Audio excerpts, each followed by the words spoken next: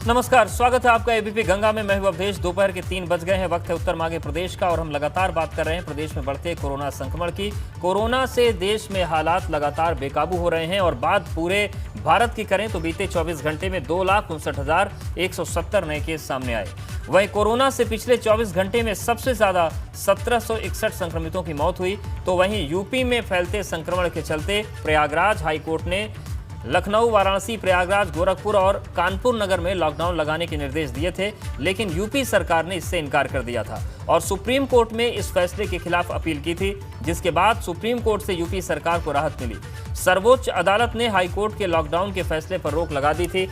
वहीं सीएम योगी प्रदेश में कोरोना संक्रमण को लेकर गंभीर हैं। टीम 11 के साथ बैठकों का दौर जारी है। उन्होंने यूपी में शनिवार और रविवार को वीकेंड लॉकडाउन लगाया जाएगा, ये फैसला लिया है। वहीं एक बार फिर से लॉकडाउन की आशंका के चलते लोग अपने घरों की तरफ पलायन कर रहे हैं। कल दिल्ली में 6 दिन के लॉकडाउन के ऐलान के बाद से ही पलायन की तस्वीरें सामने आ रही हैं। वहीं कोरोना के चलते यूपी में दर्जा प्राप्त राज्य मंत्री हनुमान प्रसाद मिश्र का निधन हो गया। स्वास्थ्य सेवाएं पूरी तरीके से हिली हुई हैं। और अब लॉकडाउन की अफवाह के बीच यूपी के अलग अलग शहरों से पलायन की तस्वीरें जो सामने आ रही है वो हम आपको दिखाते हैं। 4 जिले देखिए आप, नोएडा, गाजियाबाद, लखनऊ और कानपुर। लोग बसों के जरिए और प्राइवेट गाड़ियों के जरिए अपने घरों की तरफ जा रहे हैं। इस दौरान एक बार फिर कोविड-19 नियमों का कोई मतलब नहीं रहा। लोग एक दूसरे के नजदीक खड़े हैं। बसें और बसें हैं यात्रियों से खचाखच भरी हुई हैं, लेकिन लोगों के अंदर खौफ है, इसलिए वो अपने अपने घरों की तरफ पलायन शुरू कर चुके हैं। और सीधे मेहमानों का रुख करते हैं। Doctor Anoop Agarwal, chairman nursing home cell IMA, और डॉक्टर आराधना गुप्ता हमारे साथ जुड़ गए हैं, सीनियर कंसल्टेंट हैं। आप दोनों का बहुत स्वागत है। डॉक्टर अनूप जी, सबसे पहले आपसे हम स्वास्थ्य सेवाओं की बात करेंगे। लोगों की स्थितियां तो पूरा देश देख रहा है, लेकिन आप लोग किस धर्म संकट में हैं आज वो बताइए दर्शकों को। ऑक्सीजन है नहीं, वैक्सीन मिल नहीं रही है, इंजेक्शन मिल नहीं रहा है, बेड है नहीं, वैक्सीन जिनको टेस्ट करवाना है टेस्ट भी नहीं हो पा रहे हैं। कितने बेबस हो गए आप लोग? सही कहा कि मेरे 20 साल के अपने मेडिकल कैरियर में आज बिल्कुल डॉक्टर साहब रोकना चाहेंगे। अवनीश अवस्थी इस वक्त कुछ कह रहे हैं, ACS ग्रेह, उनको सुनते हैं। निकलें, अगर निकलते हैं तो मास्क पहनकर जरूर निकलें। ये अपील राज्य सरकार की है, माननीय मुख्यमंत्री जी का एक अपील सभी लोगों से की गई है। इसके अलावा माननीय मुख्यमंत्री जी ने आज ये भी आदेश किया है, क्योंकि कुछ बगल के प्रदेशों में जो है बंदी या लॉकडाउन की स्थिति रही है, तो गाज़ियाबाद में, नोएडा में, झांसी में, बाकी सब जनपदों में उन्होंने सभी प्रशासनिक पुलिस अधिकारियों को और रोडवेज़ को भी निर्देशित किया है कि हर हालत में कोई भी व्यक्ति ऐसा अगर बाहर से आ रहा है तो उसको बहुत सेफली, सुरक्षित घर तक पहुंचाया जाए। ज़रूरत पड़े तो जो भी व्यवस्था करनी हो वो की जाए, ये भी निर्देश दिए हैं। और हम लोगों ने सभी प्रशासनिक और पुलिस अधिकारियों को आदेश दिया है। अभी गाज़ियाबाद में कल कुछ भीड़ बढ़ी थी, रात भर कम से कम 1200 से 1400 बसेस लगाकर गाज़ियाबाद में जो भी व्यक्ति रेलवे स्टेशन पर, रोडवे स्टेशन पर आया था, उनको सुरक्षित घर भेज दिया गया। ये हम कंटिन्यूसली मॉनिटर करेंगे। कहीं भी कोरोना के कारण अगर कोई कामगार और श्रमिक आएगा तो सेफली उसको घर पहुंचाया जाएगा। ज़रूरत पड़ेगी तो उसको होम क्वारंटाइन में रहना पड़ेगा, अन्यथा अपने गांव के जो भी आइसोलेशन में व्यवस्था होगी पंचायत घर में या विद्यालय पर, उस पर भी वो करेगा। इसके अलावा हम आपको बताना चाहेंगे कि पूरे प्रदेश में जो है फॉगिंग और पूरे प्रदेश में जो फायर डिपार्टमेंट द्वारा सफाई का अभियान किया जा रहा है, इसका भी निर्देश दिया गया है। और फायर डिपार्टमेंट आपने देखा होगा पिछले कई दिनों से व्यापक रूप से नगर निगमों के सहयोग से अर्बन एरियाज़ में जो है फॉगिंग और सफाई के अभियान चालू किए हुए हैं। पुनः हमारा ये जो है कहना है कि जो लॉकडाउन की बात की जा रही है, 2 दिनों का पूरा जो है बंदी रहेगी। शाम को, रात को पूरी तरह से बंदी रहेगी। लोग अनुसरण करें, खुद इसको माने, मास्क अवश्य पहने। 90% से ज़्यादा प्रॉब्लम मास्क पहनने से हर व्यक्ति की सॉल्व हो सकती है। इस पर विशेष ध्यान देने की आवश्यकता है।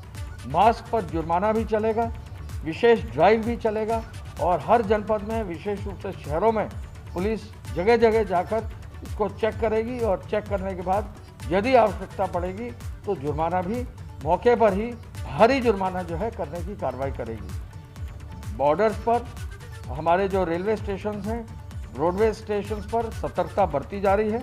मुख्यमंत्री जी ने कहा है कि हर जगह हम सतर्कता बरतें, सहूलियत दें उन लोगों को जिनको घर जाने की आवश्यकता है, सुरक्षित उनको घर पहुंचाया जाए।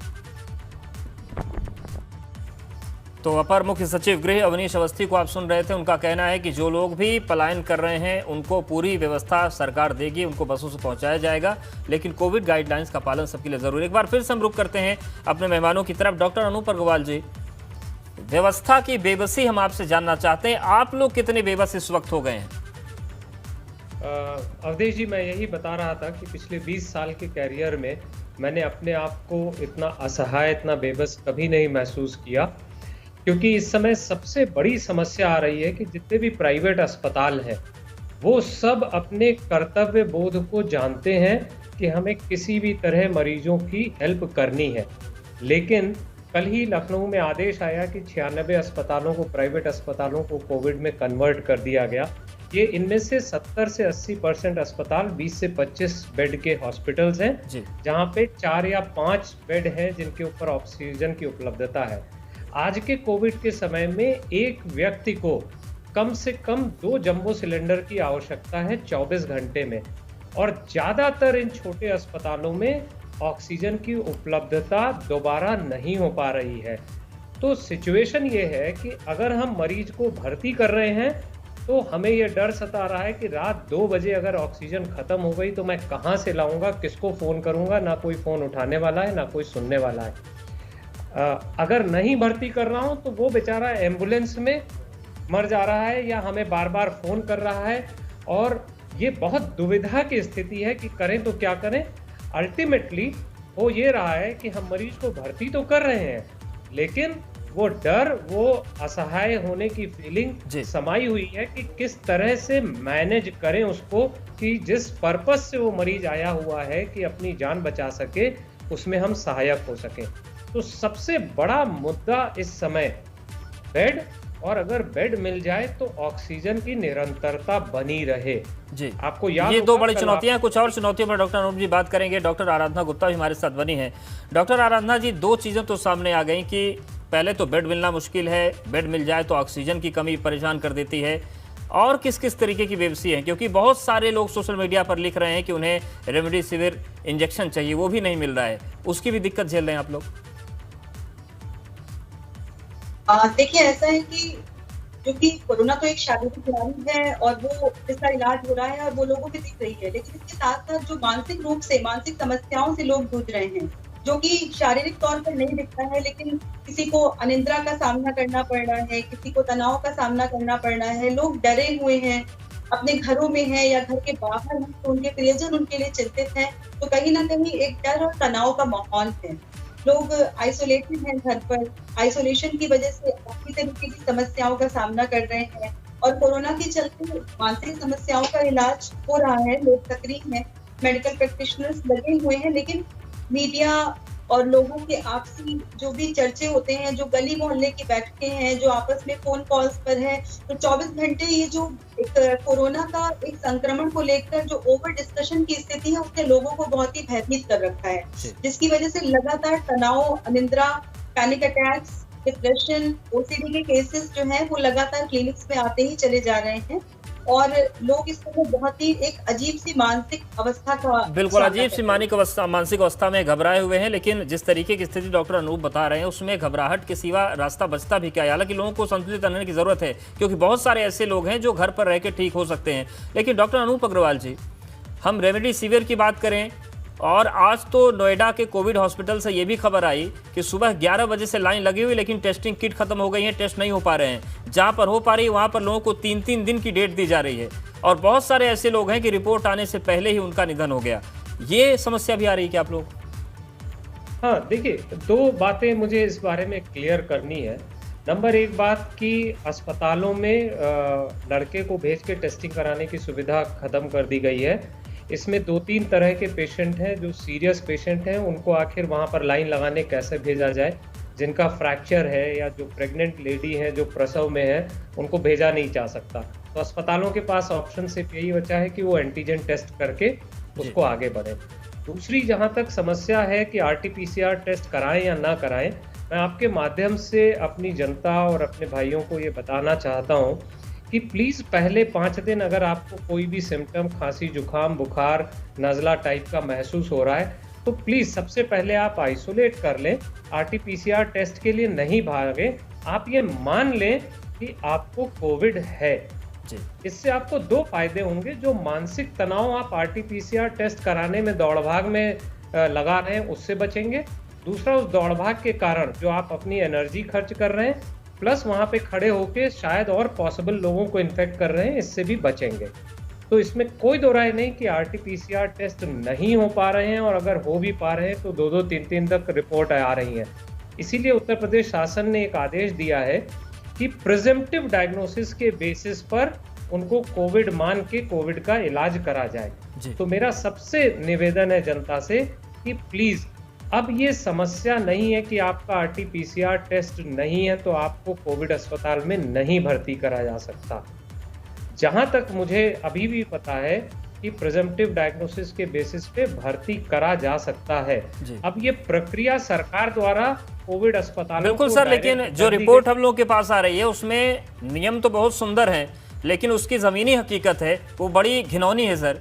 हालत ये है कि लोग CMO ऑफिस के बाहर पर्ची लेकर खड़े रहते हैं और कोई पूछता नहीं, CMO फ़ोन नहीं उठाते, और एक ज़िले की बात नहीं, तमाम ज़िलों की बात है। ऐसे में डॉक्टर आराधना जी, जो लोग कंसल्टेशन के लिए नहीं जा पाते, उनको आप क्या सुझाव देंगी?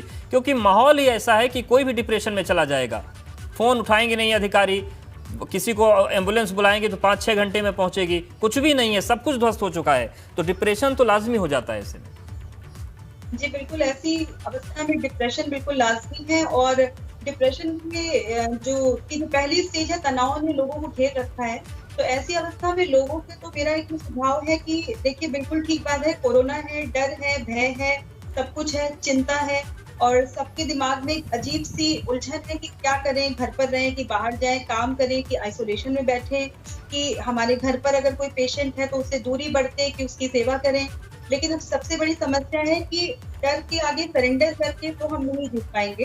तो इसलिए आप लोगों को एक मेरा सजेशन है कि बहुत ही सकारात्मक रूप से अपनी जीवन शैली को थोड़ा सा नियमित रखें, क्योंकि देखिए, घर पर रहने से कहीं ना कहीं जो हमारा स्लीप साइकिल है वो बिगड़ता है, क्योंकि ना हमें प्रॉपर तरीके से धूप मिल पा रही है, ना हमारे शरीर की एनर्जी बर्न अप हो पा रही है, ना हमारे ब्रेन की एनर्जी चैनलाइज हो रही है, क्योंकि हम एक पैनिक अवस्था में चल रहे हैं लगातार।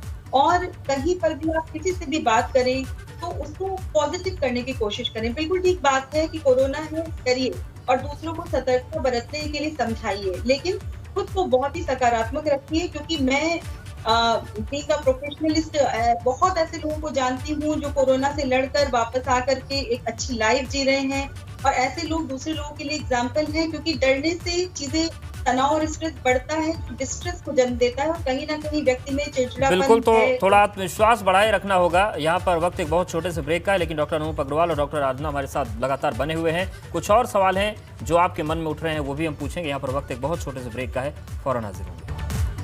ब्रेक के बाद आपका स्वागत है। एक बार फिर से रुक करते हैं अपने डॉक्टर्स का।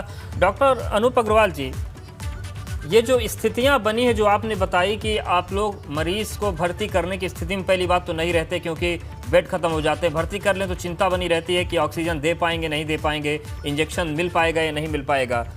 लेकिन ये स्थितियां कब तक सुधर सकती हैं जो सरकारी प्रयास चल रहे हैं, इसका कुछ अंदाजा है आप लोगों को? कब तक जो मरीज है वो भगवान भरोसे रहेगा? देखिए, बड़ा मुश्किल है इस बात के लिए कहना, क्योंकि पिछले अगर हम फिगर्स को देखें, हिंदुस्तान में 1 लाख से 2 लाख पहुंचने में हमें 10 दिन लगा, जो कि लगभग 16 अप्रैल को था। लास्ट 4 दिन में, आज 20 तारीख है, हम लगभग 2.25 लाख हो गए। तो जो हमारा डबलिंग रेट है वो अभी भी उसी तरह से चल रहा है।